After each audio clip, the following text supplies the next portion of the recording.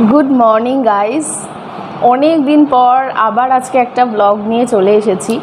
तो बरमशाई एसेछिलो, तारपरे अनेक बिजी छिलाम এই কয়েকদিন, তাই জন্য ব্লগটা আপলোডও করা হয়নি, মানে ব্লগটা শ্যুটও করা হয়নি, পোস্টও করা হয়নি। তো আজকে বরমশাই চলে যাবে, তো আমিও আজকে যাব, একই ট্রেনে যাব, 12টার 7-এ ট্রেন আছে, ওটাতে যাব। আমি যাব একটু বাড়িতে, একটু কাজ আছে আমার, তো কাজটা মিটিয়ে তারপরে আমি আসব। আর বরমশাই সোজা চলে যাবে। তো হাওড়া থেকে যেহেতু ট্রেন, কি বলবো, এতদিন ছিল এখন চলে যাবে, সত্যি খারাপ লাগছে। সামনে পুজো, কিন্তু পুজোতে এবার আর থাকতে পারবে না।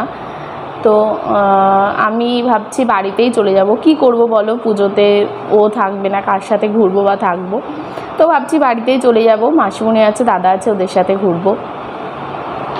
আজকে যেতে হবে ওই বাড়িতে, কালকে একটু কাজ আছে আমার, ইম্পর্টেন্ট কিছু, কাজটা মিটিয়ে তারপর আমি আসবো এখানে।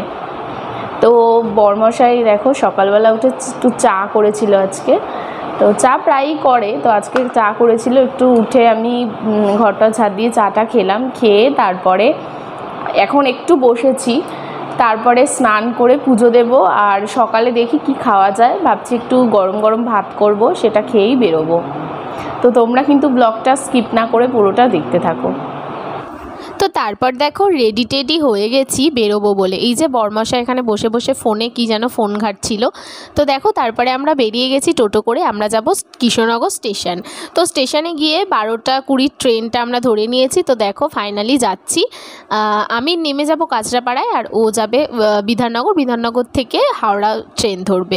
তো তারপরে দেখো আমি ট্রেন থেকে নেমে দুঃখিত মুখ নিয়ে চলে এসেছি ফাইনালি বাড়িতে। আর এই দেখো তুয়া বসে আছে এখানে, এসে খাওয়া দাওয়া আমার কমপ্লিট।